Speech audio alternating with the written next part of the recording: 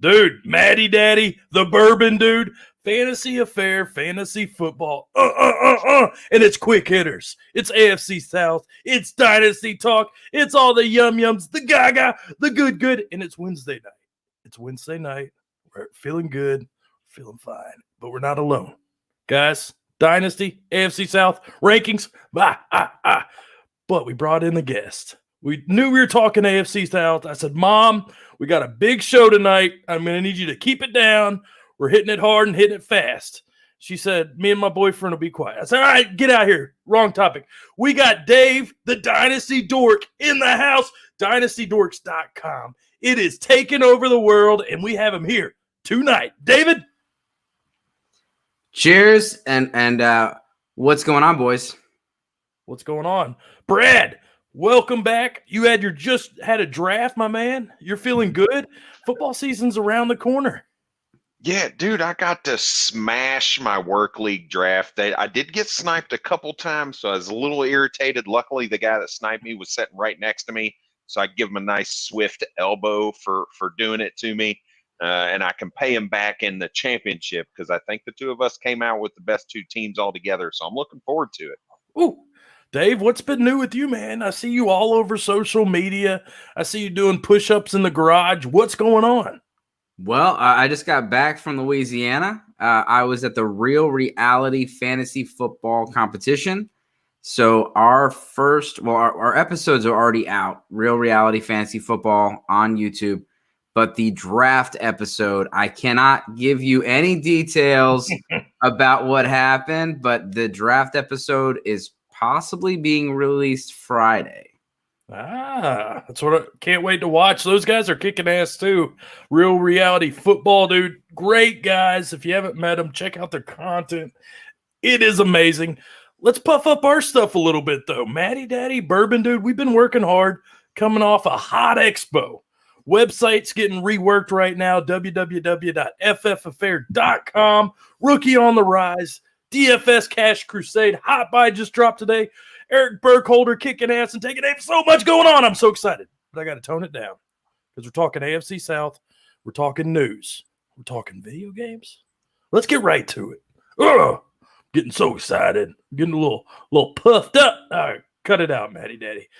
Teddy B, baby. The Broncos starting quarterback. Guys, Dave, I'll go to you first.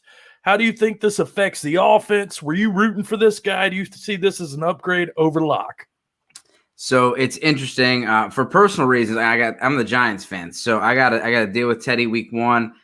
With Teddy, I think it really plays to Jerry Jeudy's game.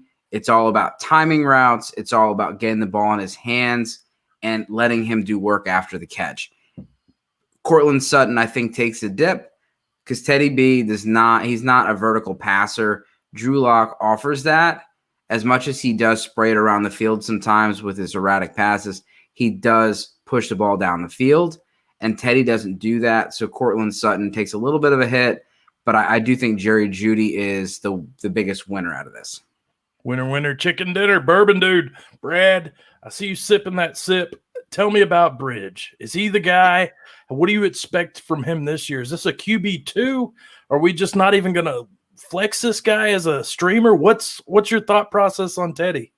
Oh, no, I definitely think this is a guy that you can stream 100%. He's not a guy that I want to depend on, but I'm on Dave's side here. I think Jerry Jeudy is absolutely the benefactor. This dude is always open. He was one of the top missed targets with Drew Lock last year with uncatchable balls thrown towards him.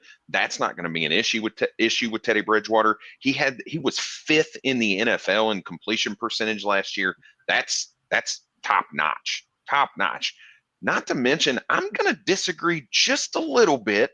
I think Teddy B pushes the ball down the field more than people give him credit for. He was 12th in the NFL in yards per attempt last year, not yards per completion. Not bad. So this guy is not now, I'm not saying he's looking to chuck the rock every play, but he's not scared to take that. And with a guy who had two receivers over 1,000 and then Curtis Samuel like 970 or whatever it was, I think there's plenty of work to go around for Cortland Sutton, for Jerry Jeudy. And don't be sleeping on Noah Fant either. I think those three guys are going to be money plays with Teddy Bridgewater at the quarterback position. And I think Denver might even be, don't quote me on this. Actually, you know what? Quote me on this. I think they're a sneaky playoff team with Teddy Bridgewater as the quarterback. They got a lot of good pieces, man. That defense, like you said, Giants week 1. If you can't set the tone week 1 against the Giants, because Giants are banged up. They've retooled, but they're re-injured. So this is a big game. This is a statement game for Teddy. And we saw what Locke did. He had flashes, but he reminds me of like Winston, but a poor man's Winston. He's just not consistent. That's for another day. But yeah, I'm intrigued. I'm loving it. I'm loving Judy's value right now. It just, for anything, it's higher up and you can sell it for money. Well, Guys, y'all ready? A question, Matty. So do we think that Teddy's going to keep the job? Because that is my biggest concern if I invest too much into this offense. Remember Nick Foles and remember Mitch Trubisky last year? It was this guy this week, this guy next week. And they're not going to chuck the ball as much as the Carolina Panthers did. They have a very good defense, Right. and they have an old school head coach. But that's one of my concerns too. Is you're going to be playing. You don't know if Teddy's going to get the job the whole year. My thought process is Pat Schumer's their offensive coordinator. I like Schumer. He has that Teddy experience. To me, that's his guy. We got a couple comments here. Flavorize this. Flavor. I don't know if that's what you're going for, but Broncos talk. Nice. Then we got our boy, Eric Burkholder 6, always laying down the law. That's what's up, David. This guy gets it. Yes, he does. We got more news, though. Way I woke up as a Darrell Henderson. I woke up in a sweat. It's like I had a nightmare. And then I realized, oh, well, this is just adding to the injury parade. Bourbon dude. Henderson, you've been that Cam Akers owner. You've had to deal with the ups and downs. I'm the Henderson owner, and now we're looking at Sony in that backfield for a 5th and a 6th from the Patriots. Fill me in on this move. Yeah, for me, you see Sony filling in kind of that Malcolm Brown role that you saw Sean McVay utilize over the course of the last couple of years. A lot of red zone touches for him, which I think he could really provide quite a bit of value from that perspective. But when you're talking about receptions and things of that nature, Darrell Henderson's he's just the more explosive player. I think he's going to get that work. But this is a much more muddied backfield now that I don't know that I'm comfortable really depending on either of these guys on a week in, week out basis. Whereas before they brought in Sony Michel, I was probably okay starting Darrell Henderson in a flex on a weekly basis. Maybe not every week, but when the matchups were right, depending on how that offense was going to run.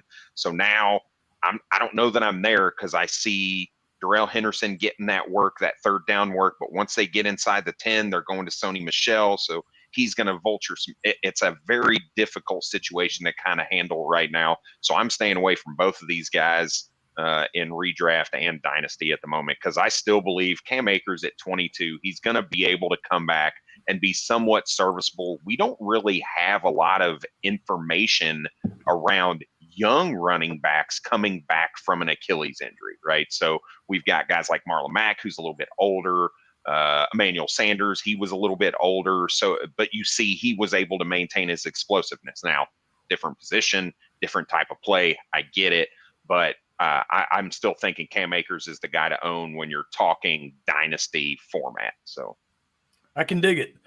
Dave, fill me in. Is Sony done? Is he dead in the bed, Fred? Or are we going to have a little bit more meat on the bone when it comes to him?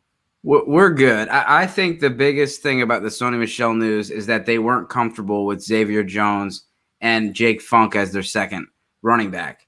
I put a post out about 20 minutes ago. I said, I wish this happened 2 weeks ago when I would have been able to get Darrell Henderson in the 8th. I don't think he's going to get 100% of the workload. I don't think he ever was. I'm not afraid of Sony Michel. One, Sony Michel has never really been fantasy relevant. Two, he can't stay on the field, so if he does get a large portion of work, I don't see it happening. It's going to take a dip. I mean, it does lower Henderson's upside. If you had him in the top 15 or something, it lowers that. But let's not forget, he's a good back. I think people, I'm a big Cam Akers supporter. They buried Henderson, but in every category, he's a good run blocker. A good pass blocker, sorry. He's going to stay on the field. He's a good pass blocker. He's a good pass catcher. And this guy was just as good, if not better, as a runner than Cam Akers last year. So he'll be fine. He's got a sprained thumb. He's day to day. I'm not worried. I think this was just a depth move. Sony Michel was going to get cut from the Patriots backfield. I'm not worried about him. It's depth. That's the way I see it. I don't necessarily trust Henderson, but I'm not really going to pay for Sony Michel in Dynasty. I don't feel like everybody's going to be asking what? Probably something ridiculous like a second-round rookie pick. They'll probably want a second. Something stupid. Yep. So pump the brakes on this. Even if he starts, if you're a contender, cross that when you get there. But don't worry about it right now. I saw a question on Facebook, and in Facebook you see just different varying levels of competition. Someone posted the question, should I drop Darrell Henderson for Sony Michel? And someone said, I think you should quit fantasy football. Yeah, geez, like, come on, man. Well, guys, we got a great episode tonight. We're talking AFC South. We're talking positions. We're talking rankings. We're talking a dynasty outlook. Everybody's in redraft mode, so we'll kind of hit a contender's point of view. But let's really hit hard the dynasty aspect before we go fucking all gas on redraft. Let's talk quarterbacks. I could not find a sexier division full of quarterbacks. Lawrence, Wentz, Tannehill, Watson. We have some mystery pieces in Watson and Wentz. We have some upside in Lawrence, and we have consistency in Tannehill. So let's start with Tennessee. Let's start with last year, QB 7-8. This guy has proven that he is legit. He wins games. His offense likes to use him. How are we feeling about Tannehill in Tennessee? Is he moving up your rankings from last year with the addition to Julio? Dave? Yeah, he's moved up in my rankings, and what I love is he's not moved up in ECR. Since the Julio trade, he's still QB 11 or 12, and I have him as the seventh QB off the board. He offers a little bit of rushing upside. He's got Julio, he's got A.J. Brown, and then Derrick Henry obviously balances that offense out. But this guy is super efficient. He's a great fantasy quarterback. And you can really get good value with Tannehill. I like it. Only 33 too, so still pretty young, pretty mobile. Bourbon dude, we saw what happened in Miami. This guy just kind of took a while to kind of be molded clay and come into his own. How are you feeling about Tannehill from a dynasty aspect? Let's just say you're a rebuilding team. Are you that worried about moving Tannehill? Or are you still okay holding on to this guy? You know, if I'm rebuilding, I'm probably moving, right? I'm looking to get younger. I'm looking on the hype of bringing in Julio Jones, him having his top 10 season. Now, he did move up in my rankings, but I had him at 14 from a dynasty perspective as my QB 14. He moved up to my QB 12 with the signing of Julio Jones. I did have him leapfrog Trevor Lawrence and Aaron Rodgers as the two guys that he ended up leapfrogging in that situation. But I see a situation where, you know, Julio's there maybe this year. He gets injury. We don't know how that injury issue is going to work out with Julio. And there's really nothing else. Derrick Henry's getting up there in age. So that situation in general is starting to get pretty volatile. They're getting up there in age, not to mention the fact that they just lost Arthur Smith, their offensive coordinator, who's really the one that revamped Ryan Tannehill's career. And I'd be willing to say Ryan Tannehill could still be really good even under different offensive coordinators, because if I remember, he did have one top 10. I believe he was the number 10 quarterback 1 year in Miami with, I don't think Adam Gase was there. It was Gase. Was it Adam Gase? So, I mean, you've seen him do it under pretty bad coaching in the past. So I'm not too worried about him, but the question around rebuilding, I'm not looking to build a team around him right now. All right, real quick, guys. Kids playing football, high school football. Adam Gase is your high school football coach. He's literally a high school football coach now. If you're a fantasy football player, what are you thinking? Like, what's crossing your mind? Like, do you already hate this guy, even though he's coaching high school? Like, are you already like, this guy's going to suck? The NFL, it's all about the good old boys, and it's just like they recycle all these coaches, and it's good to see bad coaches get out of the league. Yeah. Like I understand that some coaches, the second chance, they do better, But when these guys constantly get jobs, and there's college coaches and other coaches that are like waiting in the wings. Like, I'm just glad to see Gase out of there, and maybe high school's where he needs to be. All right, rapid fire. One more question. We saw him run the ball 51%. Is it going up? Yes or no? Are they passing more, running more this year? Dave? Running. Bourbon dude? Yeah, I think it goes more towards the run. One more, 33 touchdowns. Are they going over or under this year, Dave? Is 33 for Tannehill? Yep. I'm going to go over. Oh, how about you, Brad? Are we talking combined rushing and passing or just passing? Just give me 33 over or under, baby. He's going to score more than 33 between passing and rushing. Yeah, I'm going over. We got a league mate joining in. This is Shorzy. He's been bugging Brad about trades all day. Shorzy, Kevin he Hankins. wants Zeke bad, man. Oh, Pay insider up. Pay info. up. That's right. That's what I'm saying. Do it, Brad. Just give him Zeke. All right, let's keep going. Let's talk the belle of the ball. Trevor Lawrence, first overall pick. We've seen the exhibition preseason game. Jaguars looked like dog shit. So how are we tempering expectations for Lawrence? What are you doing? Are you still feeling good about him? Or are you kind of maybe fielding offers at this point, David? Oh, I'm not selling or anything. If this is dynasty, you hold on to him, but you definitely are concerned because this is a regime that just started. You rarely see a head coach get, booted after a year.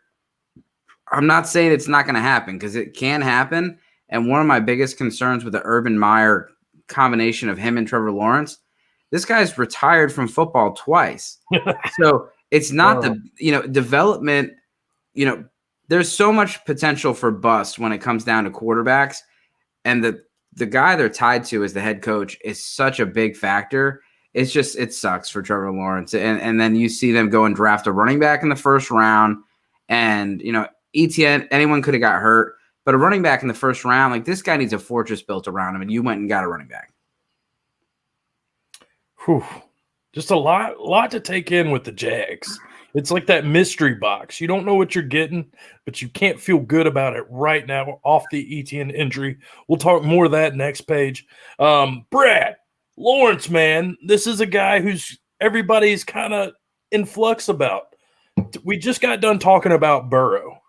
Do you feel like Lawrence has that kind of upside that Burrow does, even though the offense isn't tailor-made for him? I see the situation almost exactly the same. You talk about Joe Burrow, he's got good wide receivers, he's got a good running back, he's got an absolutely shitty offensive line. Right. The organization did absolutely nothing to help Joe Burrow. They went and got Jamar Chase. They did the same thing with Trevor Lawrence. They took Trevor Lawrence at 101 and then turned around and didn't do anything to help protect him. They brought in a running back when, quite frankly, and as much as I dogged James Robinson, it wasn't because of talent. It's because of history with coaches and GMs and undrafted free agents that he just wasn't going to last. And lo and behold, they draft a running back in the first round. Now, I think the offenses, not scheme-wise are similar, but the situations are kind of the same, right? You've got a team that could really have a very productive offense because of a couple things. Their defense is going to be terrible, and they've got 3 super talented pass catchers. They've got an excellent running back in James Robinson, and a generational quote unquote talent in Trevor Lawrence. Right. You shouldn't have had super high expectations to begin with because he was going to Jacksonville with a new regime and you knew what that situation was going to look like. So you should have had tempered expectations to begin with. So absolutely do not move him. It cracks me up that people are wavering on Trevor Lawrence because of the preseason. Like, what did you think? He gets the Texans twice every year for the next. It's like, just wait for that game when he plays the Texans. Everyone's gonna be right back on the train. Yeah, just one thing I've noticed. So last year I was tooting Gardner Minshew's horn.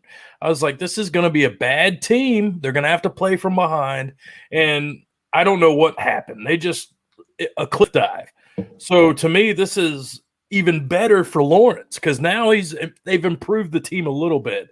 I just if he's playing from behind, I think they're going to play this guy. So I'm pumped about it. We got questions coming in, baby. JJ is big money. Let's go. I need Z. Kevin's going to be they're getting a trade done. I can feel it. Adam, Superman, I see the Hertz picture. Great show. First time watch. Ming. And then, Jeff Unsel. What's up, Matt, man? What's up, Jeff?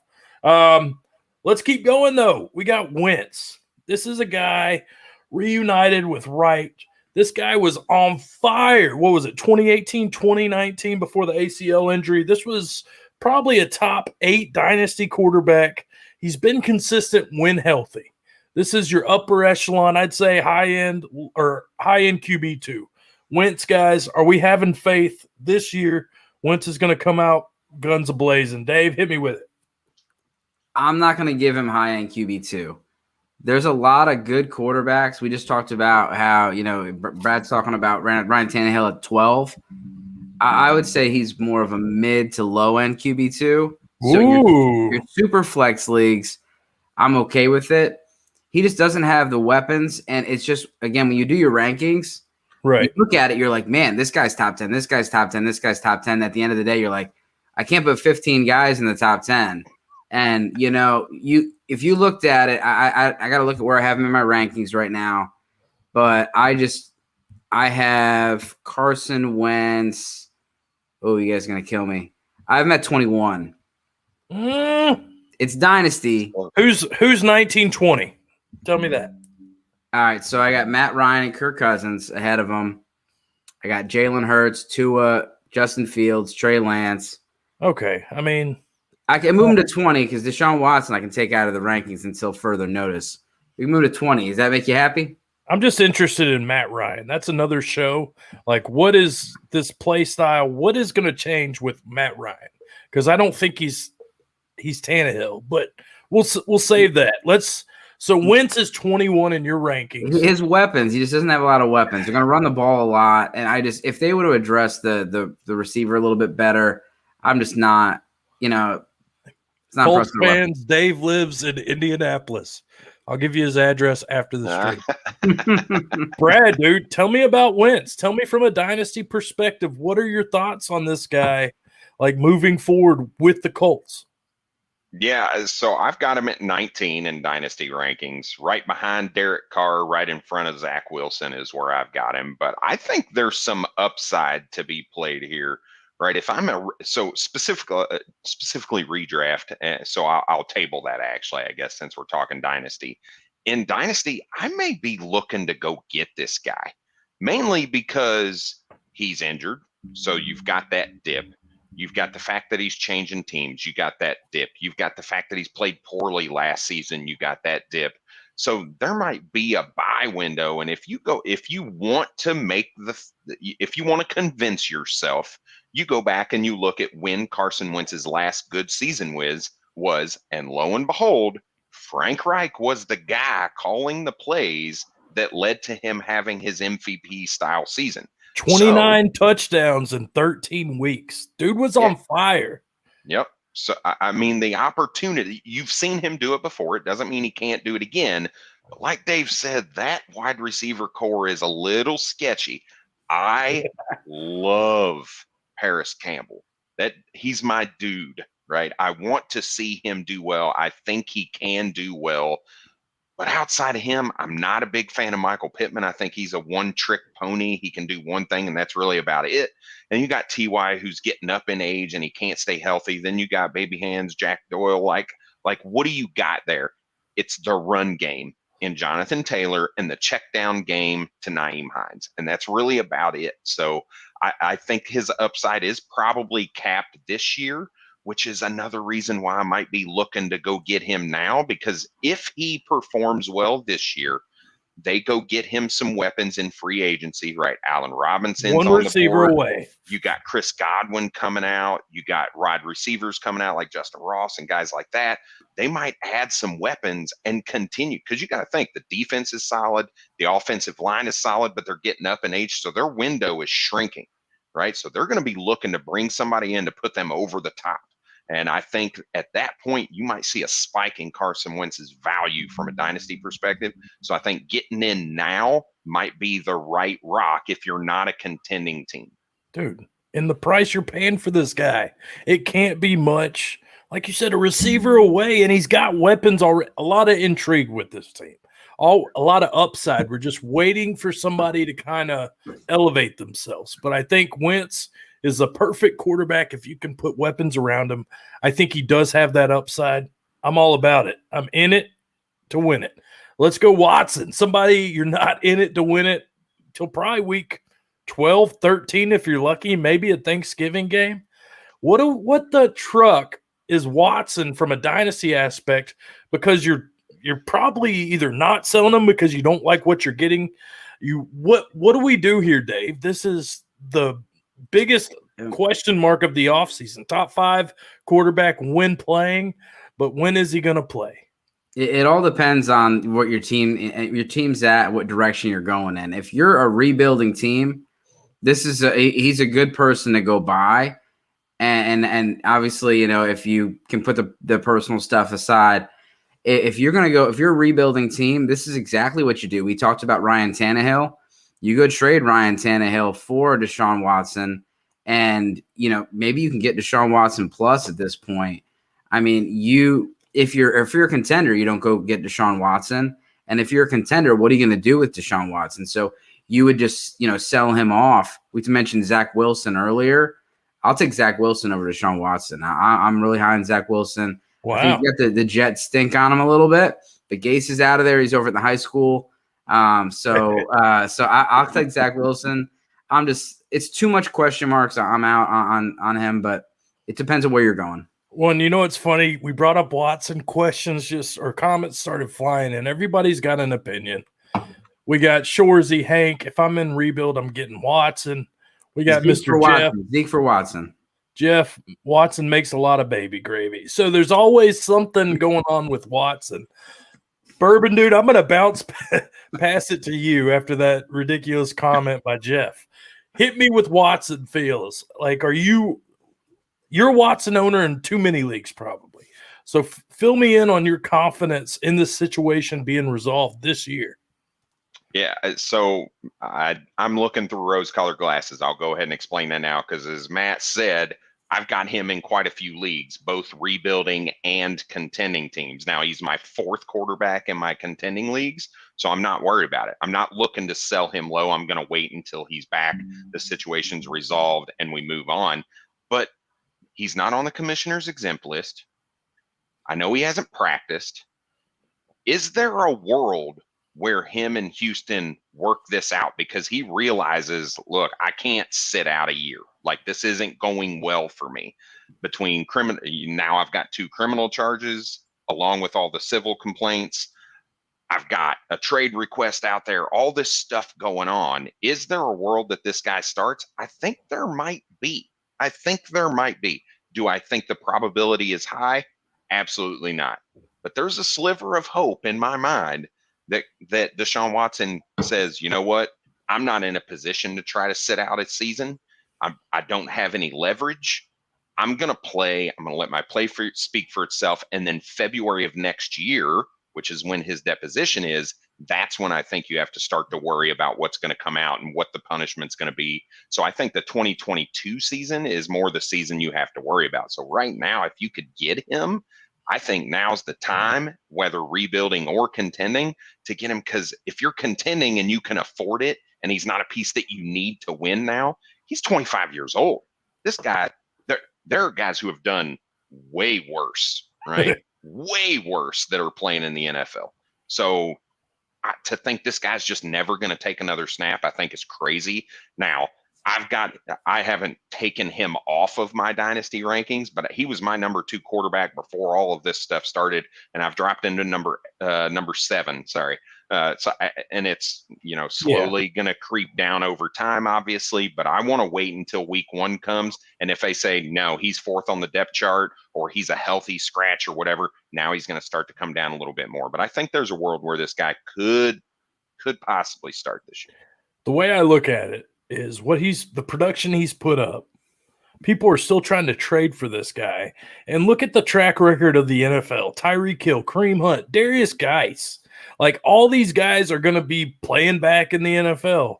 I mean, NFL to me, it's only a matter of time before Watson's back on the field. I could see it this year. That's the way I feel. Watson's a buy-in dynasty as far as I'm concerned. If I can get Watson plus for some rookie quarterback or something, hell yeah, I'm doing it. Just my opinion. Got a couple more comments. Mike Unsold with your smoking hot wife. What's up, Daddy? What's up, Mike?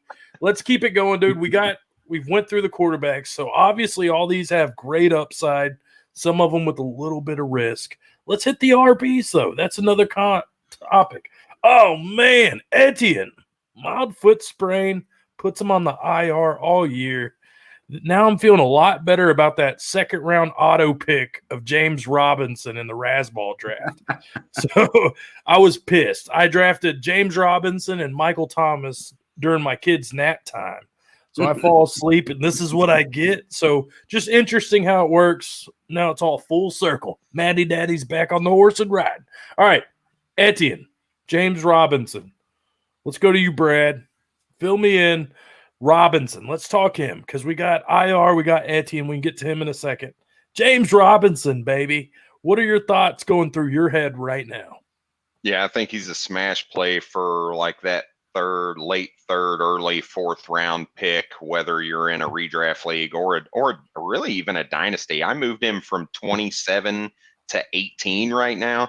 And I think if this guy does what he did last year, there's a world where he holds the majority of that work going into next season, because now he's got 2 years under his belt of dominant production, old regime, and now the new regime. Injury riddled now with Travis Etienne missing a whole season. He comes back. It's a foot. So now it's going to take him a little time to get back. So he's got some time early next season where he's still going to dominate the majority of those carries. So I'm loving James Robinson right now, which pains me to say. And if Eric's listening, he's probably going to give me trash about it later on, as much crap as I've talked about James Robinson, but you can't deny it right now. He's going to get the opportunity. He's going to get the workload. I'm sorry, I'm not worried about Carlos Hyde. He's not taking touches away from James Robinson. Now, is he going to spell him at times? Absolutely. He's not going to stay. He's going to stay on the field, but 75% of the time, right? And then Carlos Hyde, that's still an astronomical snap share for him. So I'm all in with James Robinson for this season, and even longer term, I think he's worth a look. It's funny what little under a year ago or whatnot, I traded a second for James Robinson, and Brad came on the podcast and just blasted my ass. Now it's not looking so bad. Not so bad. Well, you know, Dave, what do you know, baby? James Robinson, let's hear your thoughts. Well, I know Matty does not forget a trade. No, he does not. Don't trash him. He'll it's weird how I can remember that, but I can't remember. It's just, I think it's Inception. Sometimes I'm dreaming, or I think I dreamed. I can't remember. Well, I think this is the James Robinson, shareholders get to do a little bit of a well, because all summer we've been trying to trade James Robinson. Everybody's been ignoring our trade request. They've been laughing at us, mocking at us, and now they're in our DMs saying, "Hey, what's up, buddy?" Yeah, too little, too late. It's too little, too late, man. So I always tell everybody, and I know not everyone's about handcuffing. You don't need to you don't have enough roster spots to handcuff everybody, but you should protect your investment. So every time I traded for Cam Akers this offseason, I got Darrell Henderson.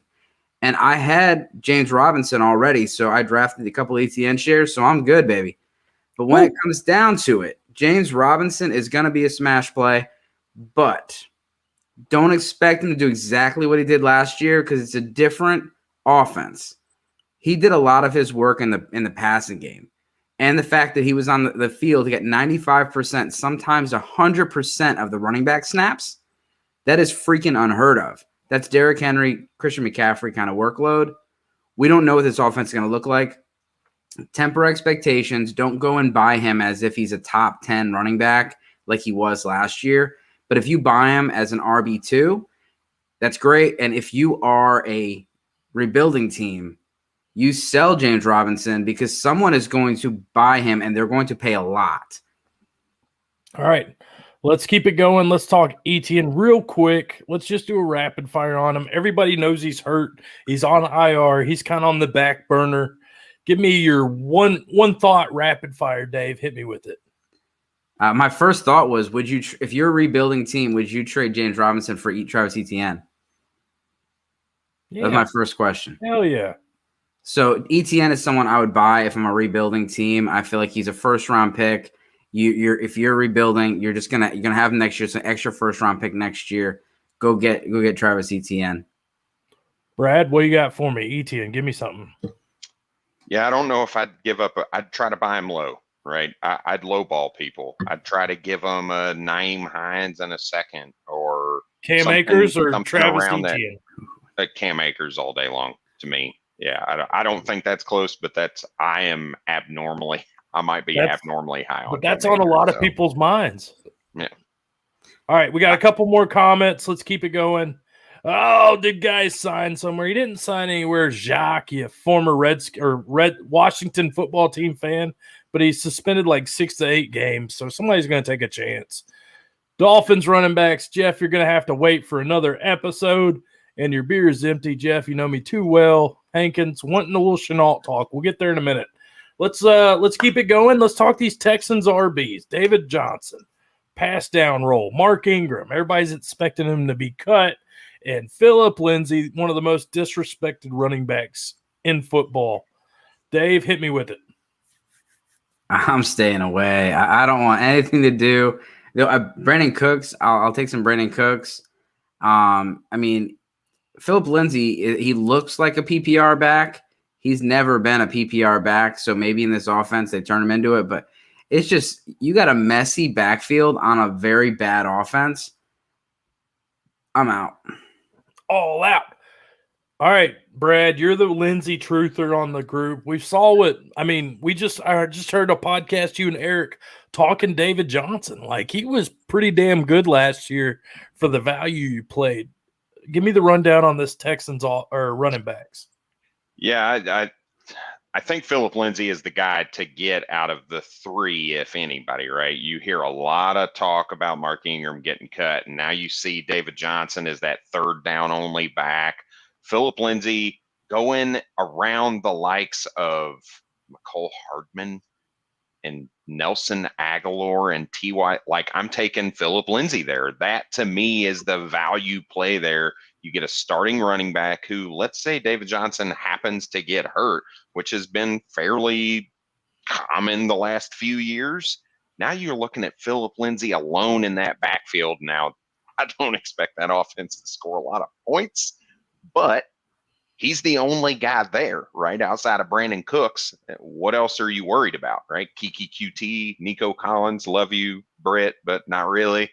So to me, Philip Lindsay's the guy to buy when you're in like the 13th round at this point. Like, what else are you getting other than the upside plays? We've seen Philip Lindsay rush for 1,000 yards 2 out of his 3 seasons while he was in Denver. So why can't he do it again?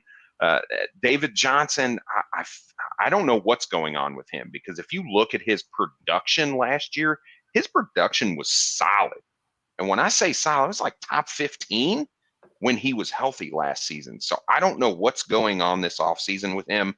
I was pretty hyped when they didn't draft anybody and really didn't bring, they first signed Mark Ingram, and I was like, all right, I'm not worried about that. David Johnson's still the guy. I was excited to get him late in drafts because of what he had done last year. And now I'm starting to waver quite a bit on it because nothing good is coming out about him right now. So if I had to pick out of the 3, it's Philip Lindsay, but I'm gonna have to side with Dave, where most likely I'm not trying to invest in anybody from a dynasty perspective. But if I'm in redraft in the 12th or 13th round, I'm taking a shot at Philip Lindsay. I like it. Real quick, I'm going to hit some questions just because we have some people tuning in that are a little confused.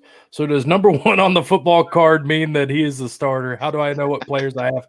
Okay, T-ha-ha, that's NFT. That's the podcast coming up after this live stream where I'll be answering all your NFT questions. If you haven't checked out NFT, NFTdraft.io, it's DFS meets Dynasty.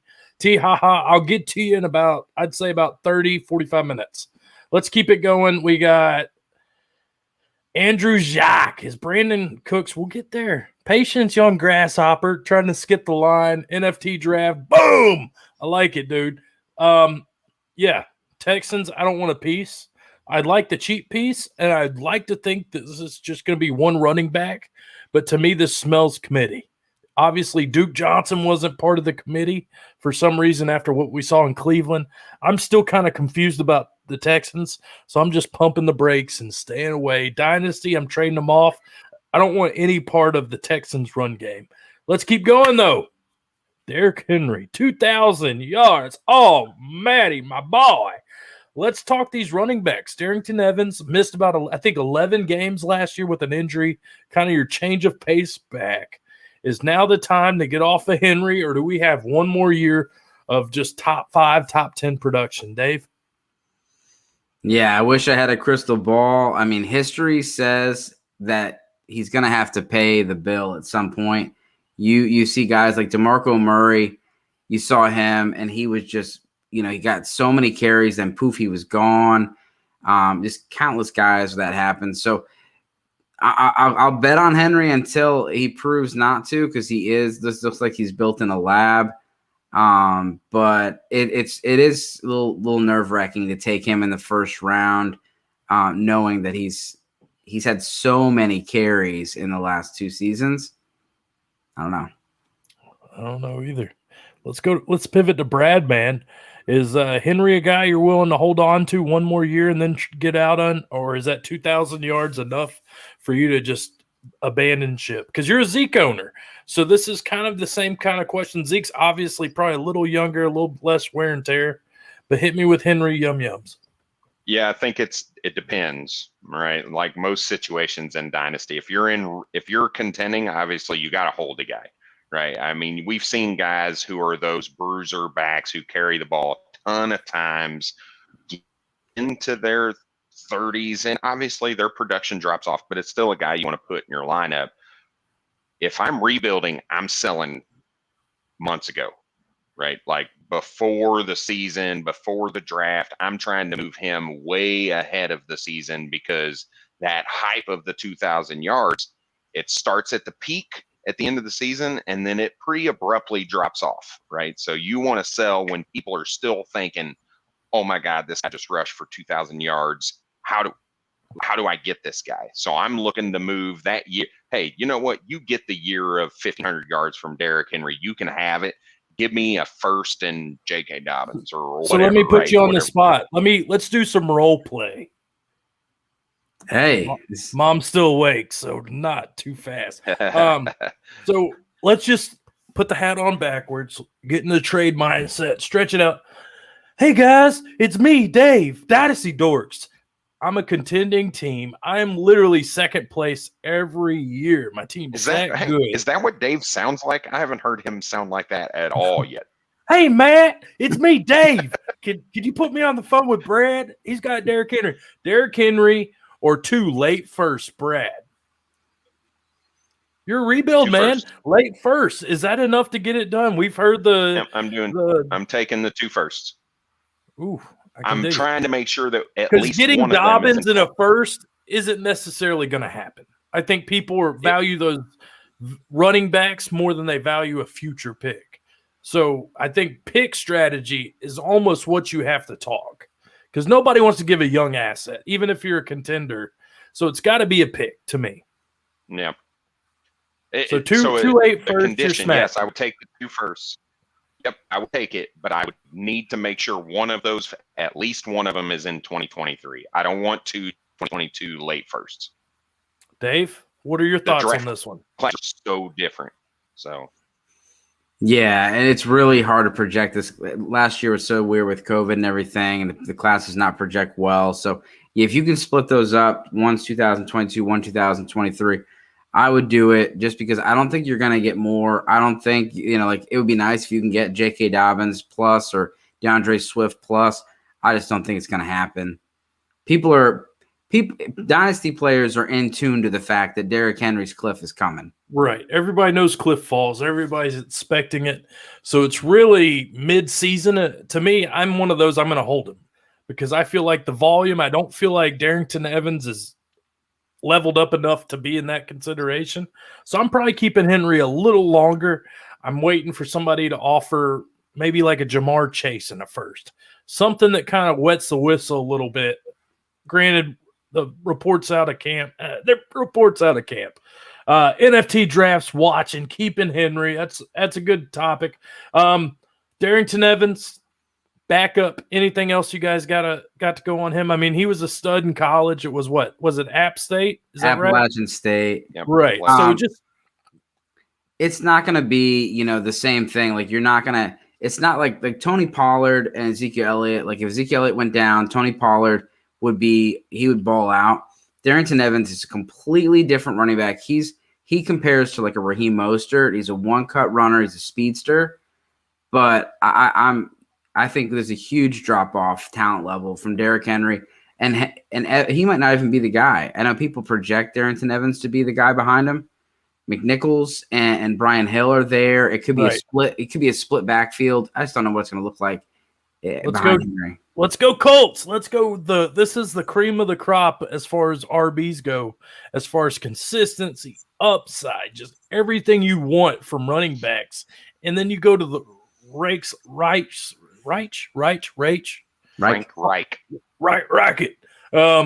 Jonathan Taylor, the way he fired off from like week 11 on, this guy was nonstop, 23 points of a game, strong as shit off season or into the season. Then we have Mr. Consistent Nyheim Hines, not every week, but he puts up RB2 numbers. Both of these guys, obviously Taylor's pretty much the cream of the crop out of these RBs from a dynasty standpoint. But let's pivot to Hines a little bit. Is this a guy you're targeting as a contender? Do you want to flex a player, an RB3 like Hines, knowing his role in the offense, yada, yada, yada? Dave, hit me with it. You got the right guy because I'm a Hines guy. He's a good value when after you filled your running backs up, you filled your receivers up, and you're kind of just looking. You can get him in the 9th, 10th round in your PPR only. And he's a flex play. Put him on your bench. Brad, you're a contender in most of your leagues. Tell me something about Hines here. Yeah, I think you saw a ceiling last year. That's what you're going to get best case scenario. And if Jonathan Taylor even starts to take some of that work, you're going to see a pretty drastic drop off. So I don't know that I'm looking to go get him really in any situation. If I got him, I'm probably looking to try to move him off that. Really, what I see is his ceiling season last year and using that narrative to move him for some capital or maybe some depth at wide receiver or whatever the situation is.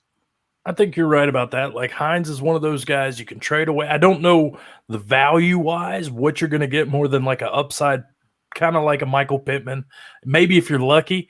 So to me, I trade him off. I go get a James Wright, a Gio Bernard, one of those other guys that are maybe a little step below, but still offer that upside as far as consistency. He's probably a guy you throw in as a package. You say, all right, I want to upgrade my receiver. So you throw in a receiver plus Hines to upgrade, something like that. Like, hey, you only have 3 running backs. Yeah, so you just lost ETN. I'll throw you Hines, and we can make this happen. All right, I got to get this, guys. T-ha-ha, thank you for tuning in. I know some of this is a lot for you to dive into. You guys give them a yes or no on this one. Is Russell Wilson and Lockett a good investment again this year again? Dave? I'm not a big fan of Lockett. He's too inconsistent. So if Lockett's your 3rd receiver, I'm okay with it. If he's your number 2, I'm not. I'm out. Brad, hit me with it. Yeah, I would tend to agree with that, but I do have a little bit more trust and belief in Tyler Lockett. You know, if you're a proponent of Matt Harmon's reception perception, I mean, this dude is consistently one of the best route runners in the game, right? So now you wonder, they got a new offensive coordinator. What's that scheme look like? And him and DK Metcalf have both come out and said the new offensive scheme allows us to do a little bit more. Now, what does do a little bit more mean, right? That's kind of the ultimate outcome, but I'm willing to take that shot, especially if he's my wide receiver 3, because the guy can give you some huge blow up weeks. So Tyler Lockett, yes, for the wide receiver 3. Russell Wilson, absolutely. You smash that Wilson, I'm any in on chance you Wilson. get. Yeah, that's easy. So. All right. Let's finish it real quick on Jonathan Taylor. Obviously, we've seen the upside. We've seen the floor. We've seen the things in the way. Jonathan Taylor is a top 10 running back in Dynasty, yes or no?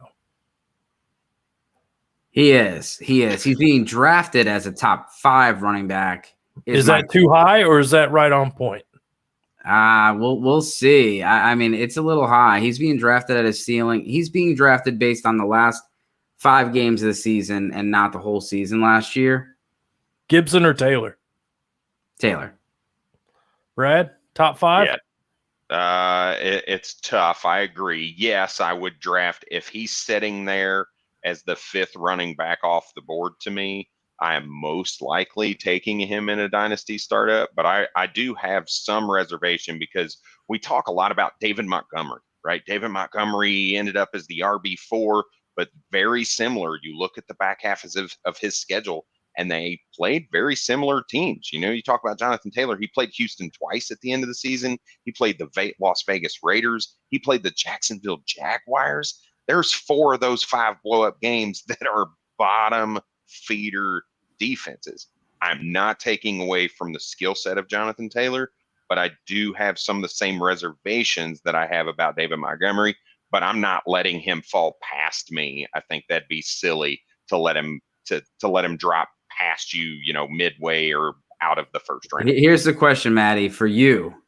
Najee Harris or Jonathan Taylor? I'm going to go with Taylor. I feel like the offensive line's better. Location, sister. I'm a Jonathan Taylor believer, though. I liked what I saw in college. I love the speed. Yada, yada, yada. And I don't think you have to have pass catching chops to necessarily be an alpha. So I'm taking Taylor all day. All right, real quick, couple more questions. We're going long, baby. We're talking the talk tonight. Jacques, quit commenting, dang it. Cam Akers with the tongue sticking out. I got a couple from Chris. Chris, word up. Hey, little ladies across the world. Is that what you're thinking? Like cameo word up? I don't know. Real quick, predict the biggest injury that will kill a fantasy team that drafted him this year. I'm not wishing injuries on anybody. I'm not answering. Yeah, no, I'm out. I'm out. Yeah. Sorry, Chris. Yeah, that's tough, man. I don't like what the Saints are doing. I still think Michael Thomas not playing is going to hurt them quite a bit. T-ha-ha. Oh, Chris. Yeah, he says thank you. Dynasty Harris, though. Okay, I can dig it. This is Hawkwin. Hawk 'em, baby. Yep, cameo. We're going. Let's cook with Crisco. Like I said, we're running short on time. Let's hit receivers. There's so many. We know A.J. Brown's the alpha. This guy is getting valued around Devontae Adams, Tyreek Hill, Justin Jefferson. That's the cream of the crop. Julio. Is this a guy as a contender you have enough trust in that you may be shipping a future first to get, Brad? For Julio? If you're a contender, I'm not shipping a first for Julio Jones. Absolutely not. I'm buying into it.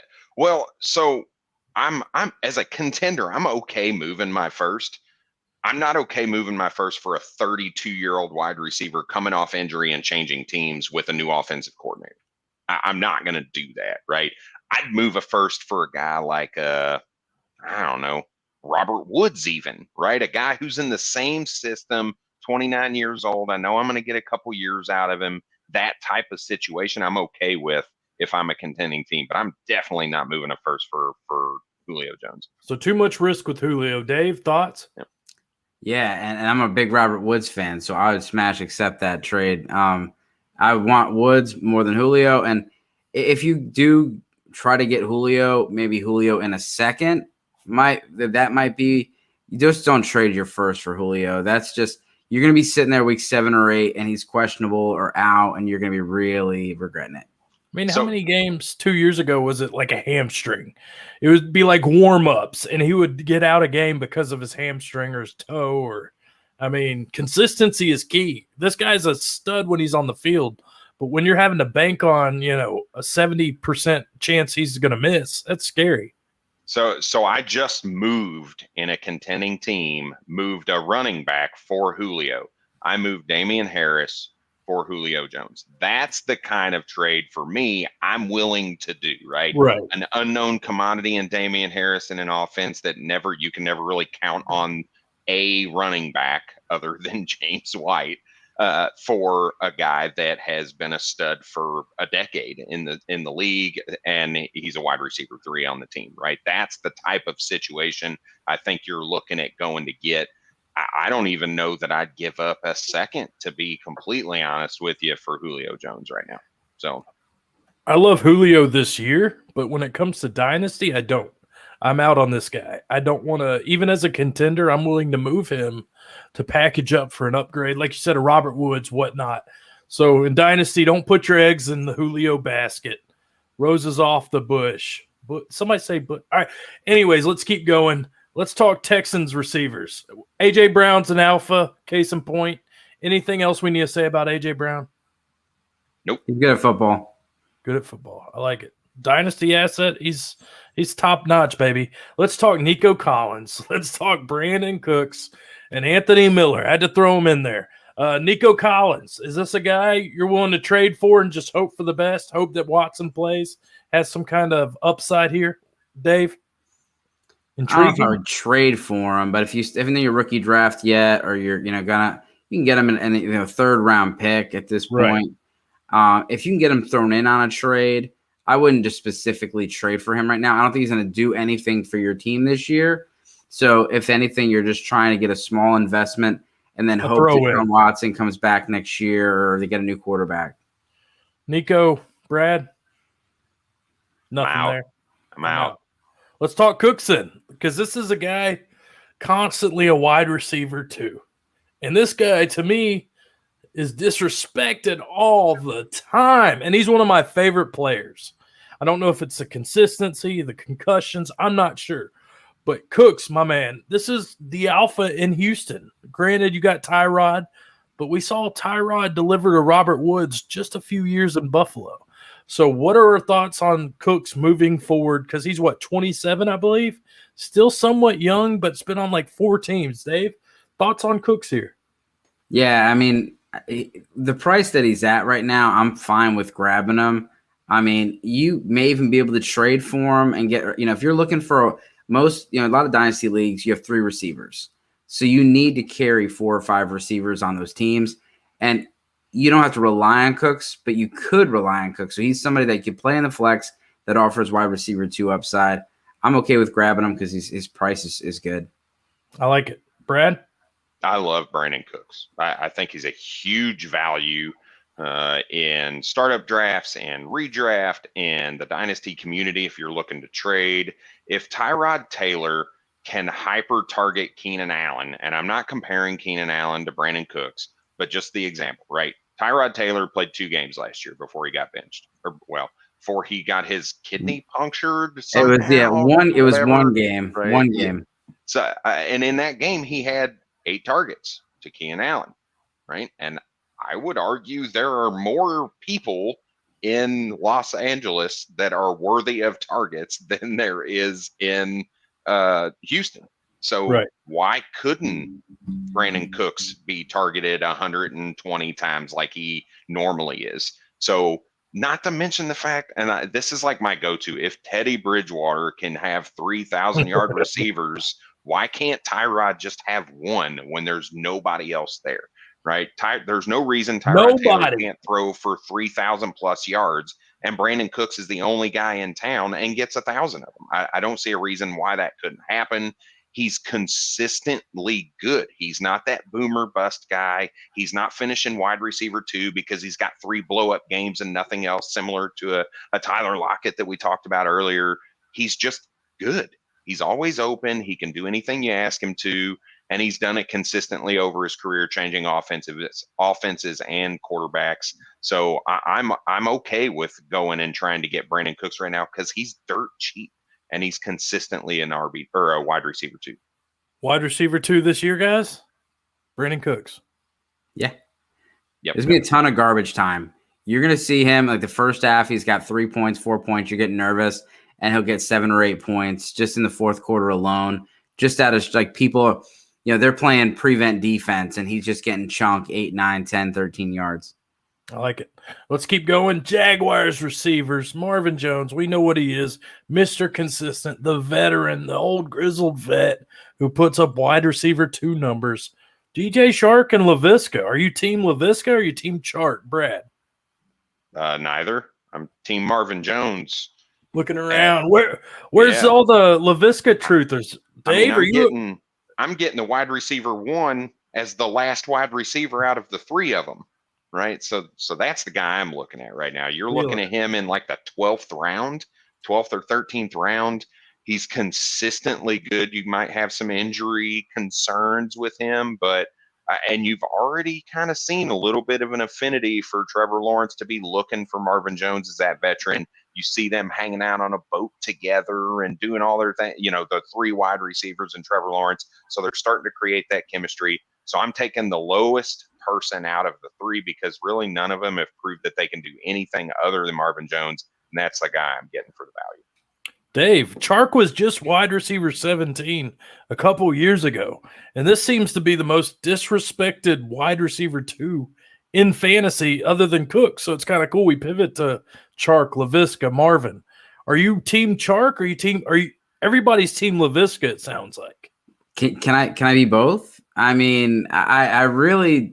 I have so many Chark shares that I would say that my ownership says that I am a Chark person, but that's just LaVisca was too expensive last year. Right now, Marvin Jones has a shoulder injury. Chark is hurt. ETN is now out. That points all signs to LaVisca. And if we talked about Paris Campbell earlier, and we saw what Paris Campbell did in college in the Urban Meyer offense. If he's used as like a Deebo Samuel type where he's getting jet sweeps, bubble screens, getting the ball in space, he could have a blow up year. And then Travis Etienne put a big wet blanket on the hype train. And then now he's out. Exactly. So I think LaVisca's a smashing. I think he's a smash right now as far as where he's going. I don't have the ADP in front of me if anyone has it, but he's a good price right now. Yeah. Chenault is the 104th player coming off the board. So that 9th round, 10th round, that 9th round. Yeah. I'll take it. Yeah. I mean, this flex upside, obviously, if he gets some Etienne's role, we'll see. So Marvin Jones is your veteran. If you're win now team, somebody you can put in your flex, not pay much for. Chark, a lot of mystery because of the finger injury, things like that. And then LaVisca is the belle of the ball because of Etienne. So everybody's pivoting to LaVisca. Let's talk these Colts receivers. Last but not least, one of the worst receivers in the NFL, T.Y. Hilton last year.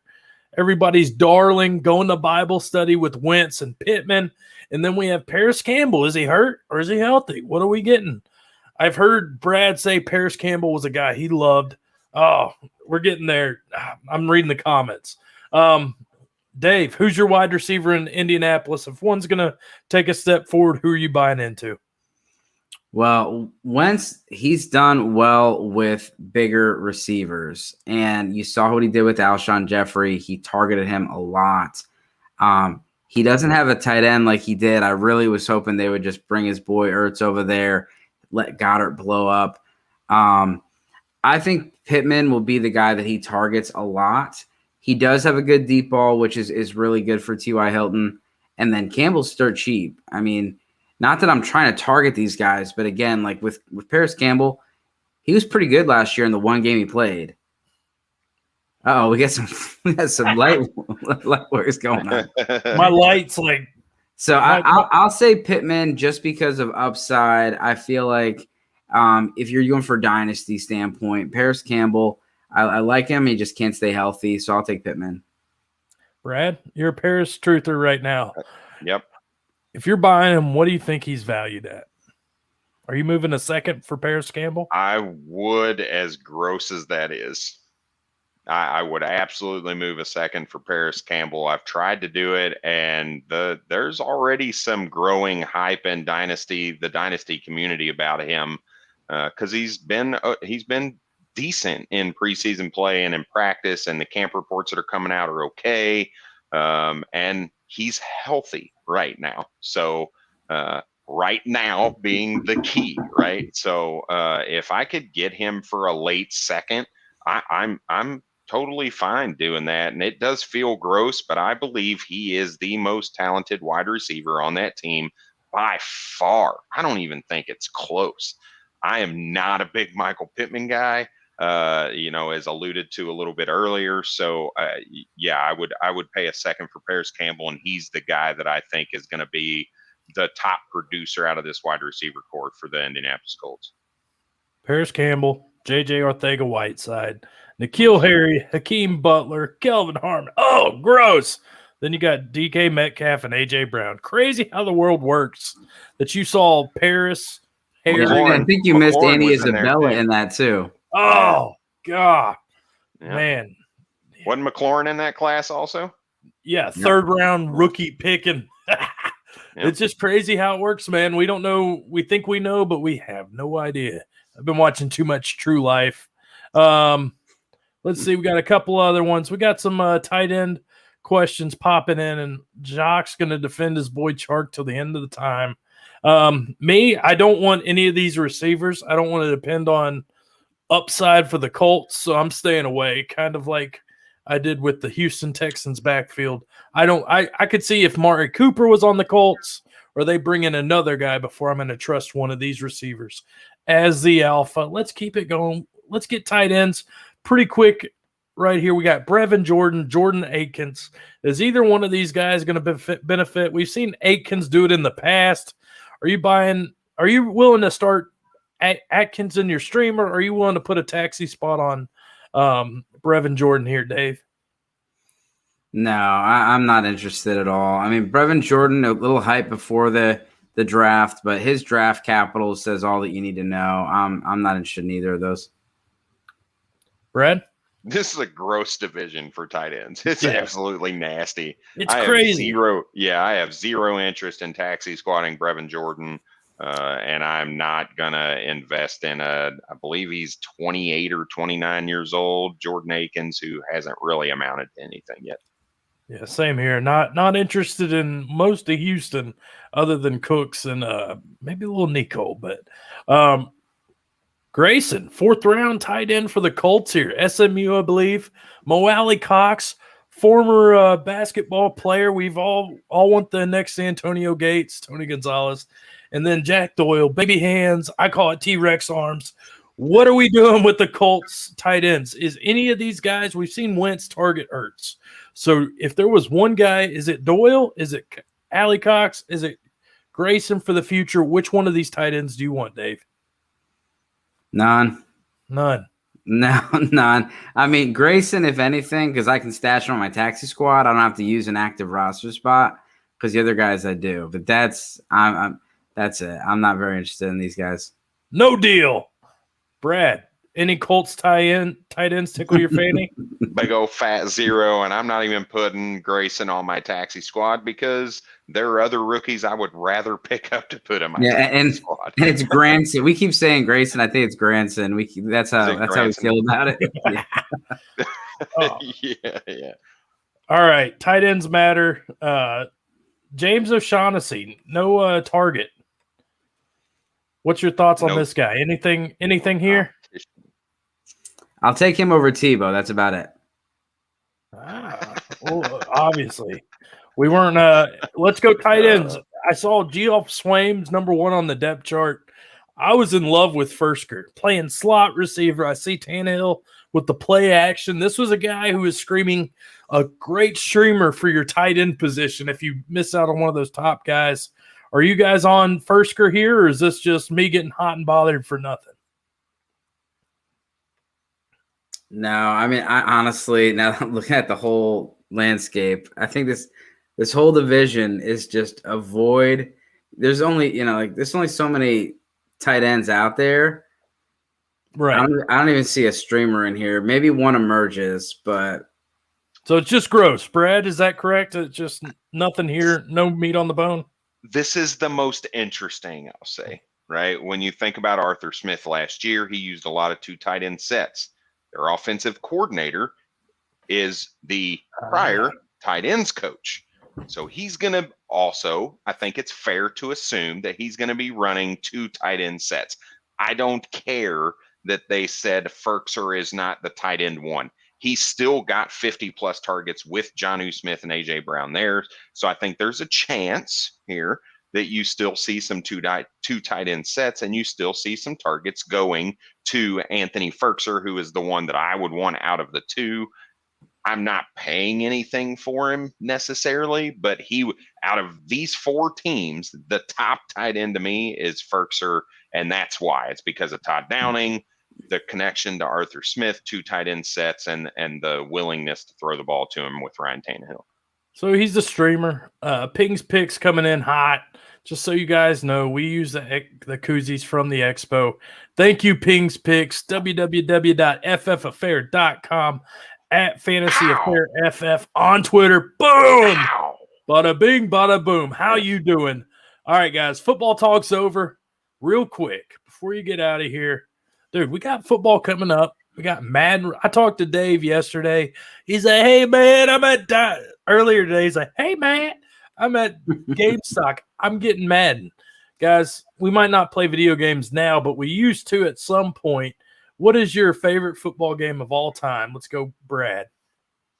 So I'm going to have to go with probably just old school Tecmo Bowl or just really any Madden. I played a lot of Madden. The other big one, and I'm not answering your question because I'm giving you 3. The other big one, and most people might discount this, is do either of you remember the Sega Dreamcast? Yeah. Oh, we lost Matty. So they had NFL 2K1 like you see with NBA and whatnot. And I remember specifically as a teenager playing that game and loving every minute of it. So actually, I'm going to change my mind, and I'm going to go with NFL 2K1 with the Sega Dreamcast. Yeah, Blitz is fun, but Tecmo Bowl was definitely going to be my answer as well. And then, the Maddens, the franchise mode, and then, the college football, being able to recruit players, build your little dynasties. That was fun. So, yeah. Well, dude, and Madden was dynasty football before dynasty was cool. Like, that's what got us into dynasty football more than anything was the Madden franchises. That's my pitch. If they're like, why should I play dynasty? I'm like, do you play single season in Madden or do you play franchise mode? Because dynasty is franchise mode in Madden. Yeah, I used to love playing Madden. I'd get online and try to play people, and I'd talk shit like I do in fantasy football. And sometimes in online play, these gamers are ridiculous. Shout out to Quinn Kutsky, one of our Madden ranked players on the Fantasy Affair football team.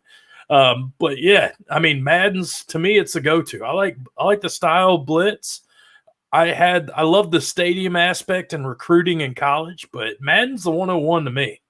So it was nice hearing about like Bo Jackson, things like that. The games before Madden really evolved to what it is. Guys, we've knocked it out, man. We've kicked butt today. Dave, before we get out of here, where can they find you? Dynasty Dorks, Fantasy Football. Dynasty Dorks is one word. Fantasy Football is 2.